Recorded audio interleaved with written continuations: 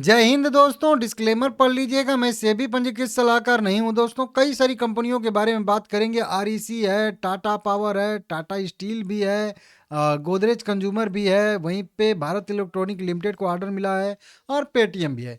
तो इन सभी शेयरों के बारे में इस वीडियो में हम लोग बात करने वाले हैं, ठीक है। सबसे पहले पेटीएम का ही देख लेते हैं। 1141 रुपया करेंट प्राइस ट्रेड कर रहा है, 9.5% भाई। जबरदस्त तरीके से आज इसमें गिरावट आई है। मेरा फेवरेट शेयर है भाई, मुझे बहुत अच्छा लगता है, ठीक है ना। 73,000 करोड़ के मार्केट कैप वाली अभी एक कंपनी बन चुकी है, ठीक है ना। पहले कितनी थी? लगभग कह लीजिए कि वहीं 80 करोड़ के आसपास का इसका मार्केट कैप था। अब ये जो 8-9% की गिरावट आई है, वो गिरावट क्यों आ रही है? सबसे पहले तो यही चीज़ है, ठीक है ना। वॉल्यूम वॉल्यूम छोड़ दीजिए, ठीक है ना। देखिए, सबसे पहली बात कि यह कंपनी अभी भी अगर हम लोग देखेंगे तो उतना कुछ खास प्रॉफिट जनरेट नहीं करती है, वहीं फ्लैट ही ट्रेड करता है। इसका नेट प्रॉफिट कभी पॉजिटिव कभी निगेटिव हो जाता है अभी भी, ठीक है ना। अब इसमें अगर आप लोग देखोगे, जब चला था एक बार के लिए ये जो है पेमेंट वाला यूपीआई वाला सिस्टम, तो आत्मनिर्भर भारत के तहत जो है डिजिटल इंडिया को बढ़ावा देने के लिए सरकार ने कई तरीके के इंसेंटिव जो है ये वो जारी किए थे। जैसे पीएलआई स्कीम एक होती है नहीं, उसी तरीके से यूपीआई को भी बढ़ावा देने के लिए एक किसी तरीके की स्कीम चल रही थी, ठीक है ना, जिसका नाम नीचे लिखा गया है। अब उसी स्कीम को बताया जा रहा है कि शायद सरकार बंद कर सकती है। हालांकि अभी कंफर्मेशन नहीं आया है सरकार की तरफ से, लेकिन कह लीजिए कि वो क्वेश्चन मार्क बन गया है कि शायद सरकार अब उसको आगे न बढ़ाए उस स्कीम को, तो उससे जो है इसके प्रॉफिट पे लगभग 20% का असर पड़ेगा। अब क्या है वो मैं आप लोगों को सीधा सीधा बताता हूँ। देखिए, 3% उछाल के बाद 13% टूट गया पेटीएम का शेयर, इस कारण आई है बिकवाली। टारगेट प्राइस क्या है? तो ब्रोकरेज रिपोर्ट भी कई सारी निकल के सामने आई है। अब सीधा मैं मुद्दे पे आता हूँ। पेटीएम के शेयर को लेकर हम चिंता पेमेंट इंफ्रास्ट्रक्चर डेवलपमेंट फंड, जिसको कहते हैं PIDF को लेकर चिंता जताई जा रही है। इसका उद्देश्य पेमेंट इंफ्रा के डेवलपमेंट को प्रोत्साहित करना था। मतलब वहीं सीधा सीधा समझिए कि पीएलआई स्कीम जैसी चल रही थी, उस टाइप का इसका जो उद्देश्य था।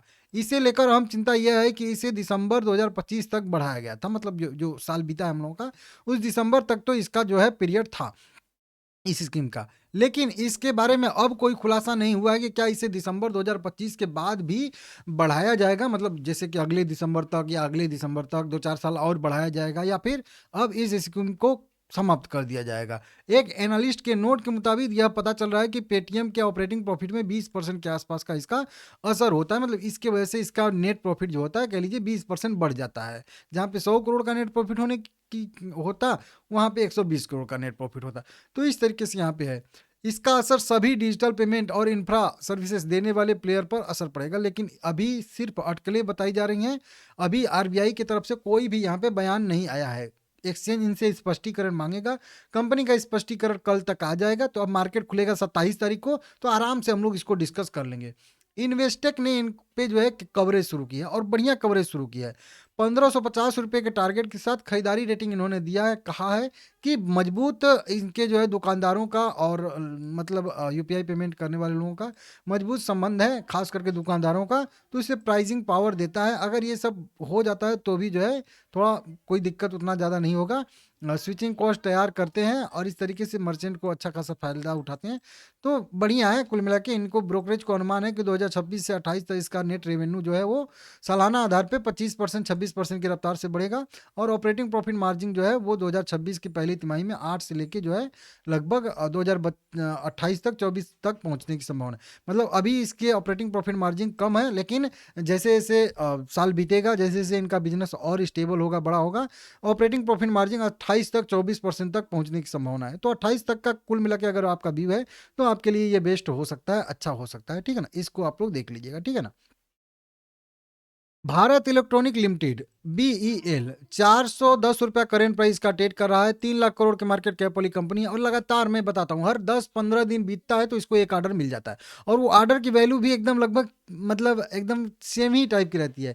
मैं आप लोगों को बताया हूँ कि 550 करोड़ रुपए से लेके 650 करोड़ रुपए के बीच की इनकी जो है सारी के सारे ऑर्डर मिलते हैं। अभी देखिए 610 करोड़ रुपया का ऑर्डर मिला। अभी इसके पहले जो यहाँ पे बताया जाए ना कि 8 जनवरी को किए गए अंतिम प्रगटीकरण के बाद यह ऑर्डर मिला। तो 8 जनवरी को इनको जो है वहीं पे 500 560 करोड़ रुपए, 590 करोड़ रुपए, इसी तरीके से इनको जो है लगातार ऑर्डर मिलते हैं। 500 रहता है या फिर 600 करोड़, 620, 630 ऐसे, या 590, 580 करोड़ का इनको लगातार ऑर्डर मिलते रहते हैं, ठीक है ना।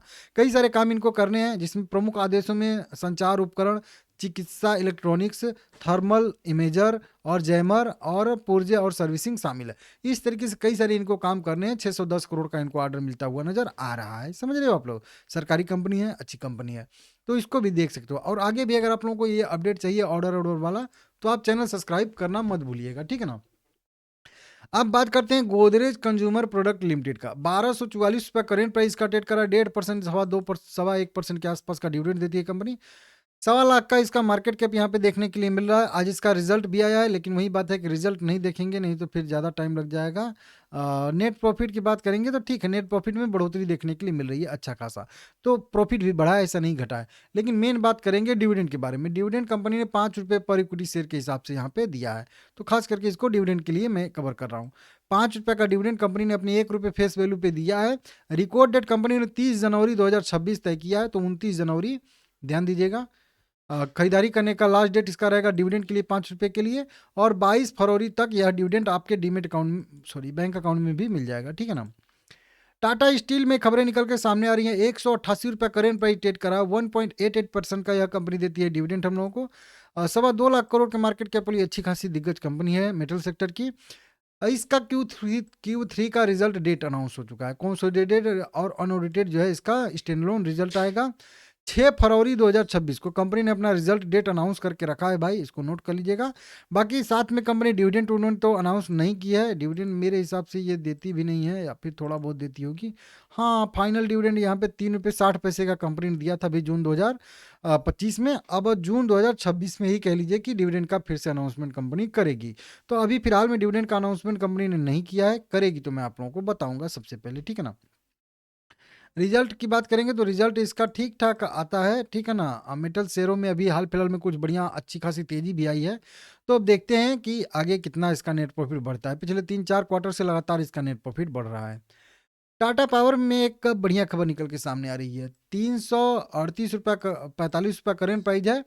1,10,000 करोड़ के मार्केट कैप वाली ये कंपनी है भाई। इसने एक भूटान के सरकार के साथ मिल के जो है एक प्रोजेक्ट लगा रही है वहाँ पे, लगभग 1125 मेगावाट का एक जो है दोरजल दोरजिलुंग हाइड्रो प्रोजेक्ट कंपनी बना रही है, लगा रही है वहाँ पे पीपीपी मॉडल के तहत, पब्लिक प्राइवेट पार्टनरशिप के तहत लगा रही है।